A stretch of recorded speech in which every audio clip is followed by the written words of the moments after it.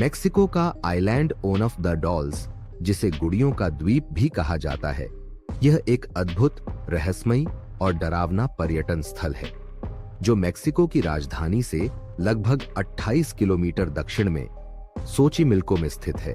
और यह द्वीप चारों ओर से सैकड़ों टूटी फूटी, पुरानी और डरावनी गुड़ियों से घिरा हुआ है। तो आइए जानते हैं आइलैंड ऑफ द डॉल्स की रहस्यमयी और डरावनी कहानियों के बारे में। दोस्तों, लगभग 1950 के दशक की बात है। एक सुनसान और वीरान द्वीप जहां कोई आता जाता नहीं था, लेकिन उस द्वीप पर एक अकेला शख्स रहता था जिसका नाम जूलियन सैंटाना बैरेरा था। माना जाता है कि वह अपने परिवार को त्यागने के बाद एकांतवास की तलाश में इस द्वीप पर रहने आया था। वो द्वीप पर एक झोपड़ी में बिल्कुल अकेले रहता था। एक दिन जूलियन ने कुछ ऐसा देखा जो उसकी जिंदगी को हमेशा के लिए बदलने वाला था। उसने द्वीप के पास बहती नहर में एक छोटी बच्ची का शव तैरते हुए देखा। सोचिए, वो पल कितना डरावना होगा। एक मासूम बच्ची जिसका अतीत और मौत का कारण किसी को भी पता नहीं था। लेकिन दोस्तों, असली कहानी तो इसके बाद शुरू होती है। जूलियन का मानना था कि उस बच्ची की आत्मा अब भी उस द्वीप पर मौजूद है और वो आत्मा काफी परेशान है। शायद वो किसी से मदद मांग रही थी और अपनी कहानी सुनाना चाहती थी।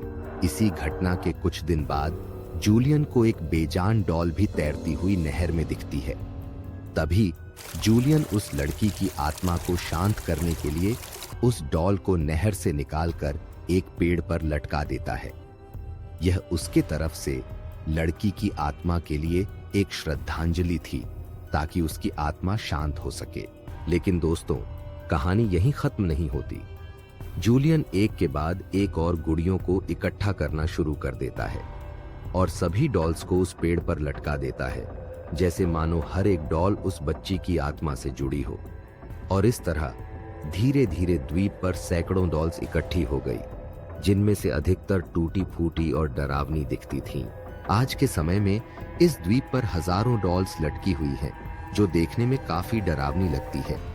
टूटे फूटे चेहरे, अधूरे शरीर और खौफनाक आंखें, मानो जैसे वो आपको घूर रही हों।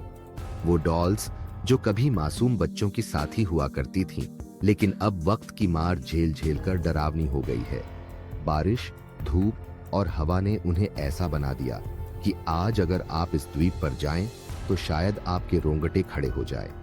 कई लोगों का दावा है कि गुड़ियों की आंखों में आत्माओं का वास है जो द्वीप पर आने वालों को देखती और घूरती रहती है।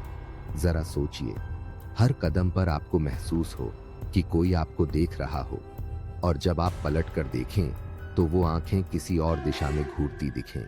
रात के अंधेरे में अगर अचानक बच्चों की हंसी सुनाई दे या रोने की आवाजें, वो भी उन गुड़ियों के बीच से, तो रूह कांप जाए और सोचने पर मजबूर हो जाए कि ये सब कैसे और क्यों हो रहा है। क्या ये सच में उस बच्ची की आत्मा है जो इन गुड़ियों के जरिए अपनी मौजूदगी दिखा रही है? ऐसी कहानियां हमें डराती भी हैं और आकर्षित भी करती हैं। इंसानी जिज्ञासा हमें वहां जाने और सच जानने पर मजबूर कर देती है। लेकिन क्या आप उस द्वीप पर जाना चाहेंगे? क्या आप उस सन्नाटे और डॉल्स की घूरती आंखों का सामना कर पाएंगे? द्वीप के कुछ कर्मचारियों का कहना है कि उन्होंने गुड़ियों को अपने आप ही एक स्थान से दूसरे स्थान पर जाते हुए देखा है। वे दावा करते हैं कि जब वे सुबह द्वीप पर जाते हैं तो कुछ गुड़ियां अपने स्थान से हट चुकी होती हैं या उनके हाव भाव बदल चुके होते हैं। यह घटना उनके लिए एक बड़ी रहस्यमयी और भयावह बन चुकी है। इस द्वीप तक पहुंचने के लिए पर्यटकों को नाव से गुजरना पड़ता है। कई नाविकों ने रात के समय इस द्वीप के पास से गुजरते हुए रहस्यमयी चीजों का अनुभव किया है। उन्होंने दावा किया कि उन्हें पानी के अंदर से किसी ने आवाज देकर बुलाया और कभी-कभी पानी में अजीब सी आकृतियां भी दिखाई दी हैं।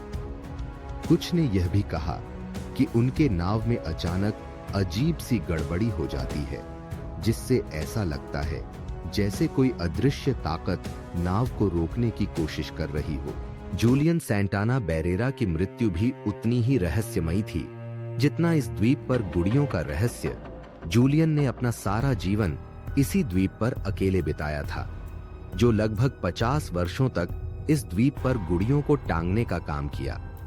हैरानी की बात यह थी कि उनकी मृत्यु 2001 में उसी स्थान पर हुई जहां उन्होंने पहली बार उस लड़की का शव देखा था।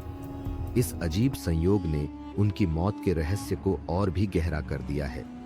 कुछ लोग मानते हैं कि जिस आत्मा को शांत करने के लिए जूलियन ने इतना कुछ किया, वही आत्मा अंत में उन्हें अपने साथ ले गई। जूलियन बेरेरा की मृत्यु के बाद उनके परिवार ने इसे पर्यटकों के लिए खोल दिया, जिससे दुनिया को इस असाधारण स्थान की झलक मिल सके। सैकड़ों गुड़ियों से भरे इस द्वीप पर कदम रखते ही ऐसा महसूस होता है मानो आप किसी अन्य दुनिया में प्रवेश कर रहे हों। इस द्वीप पर 3 झोपड़ियां हैं, जिनमें से हर एक अपनी कहानी बयां करती है। एक छोटी सी झोपड़ी में एक छोटा म्यूजियम है, जहां बेरेरा और इस द्वीप के बारे में स्थानीय अखबारों के लेख संरक्षित हैं। यह म्यूजियम हर उस पल को जीवित करता है जब बेरेरा ने अपनी कल्पनाओं और अपने डर को इन गुड़ियों के माध्यम से व्यक्त किया था। सबसे खास है वह झोपड़ी जहां बेरेरा रातें बिताया करते थे। उस छोटे से कमरे में उनकी पहली डॉल आज भी प्रदर्शित है, जो उनके जुनून की शुरुआत थी, और अगस्टिना उनकी सबसे प्रिय डॉल थी, जो उनके अकेलेपन की साथी और उनके अनकहे शब्दों की गवाह थी। ऐसा लगता है मानो वह आज भी बेरेरा की आत्मा की कहानी सुनाने के लिए वहां बैठी हो। कुछ पर्यटक दावा करते हैं कि जूलियन की आत्मा उनके पास से गुजरी और उन्होंने किसी अदृश्य ताकत का एहसास किया। उनके परिवार के लोग मानते हैं कि जूलियन अब भी उस लड़की की आत्मा की रक्षा कर रहे हैं। हालांकि यह द्वीप डरावनी कहानियों और आत्माओं की अफवाहों से भरा हुआ है, लेकिन फिर भी यह मेक्सिको के एक महत्वपूर्ण पर्यटन स्थल के रूप में उभरा है।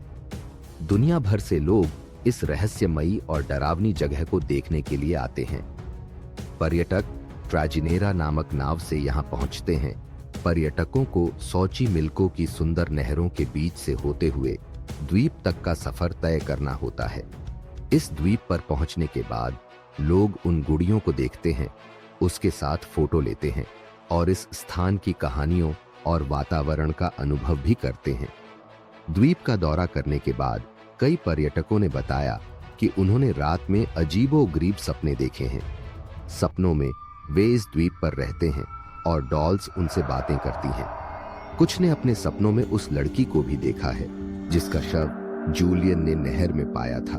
सपनों के माध्यम से उन्हें ऐसा महसूस होता है जैसे कि डॉल्स उन्हें द्वीप पर वापस बुला रही हो। वैसे सच्चाई जो भी हो, लेकिन गुड़ियों का यह द्वीप आज भी पर्यटकों के बीच काफी लोकप्रिय है और यहाँ कई लोग अपने मृत प्रियजनों की स्मृति में भी गुड़ियां चढ़ाते हैं।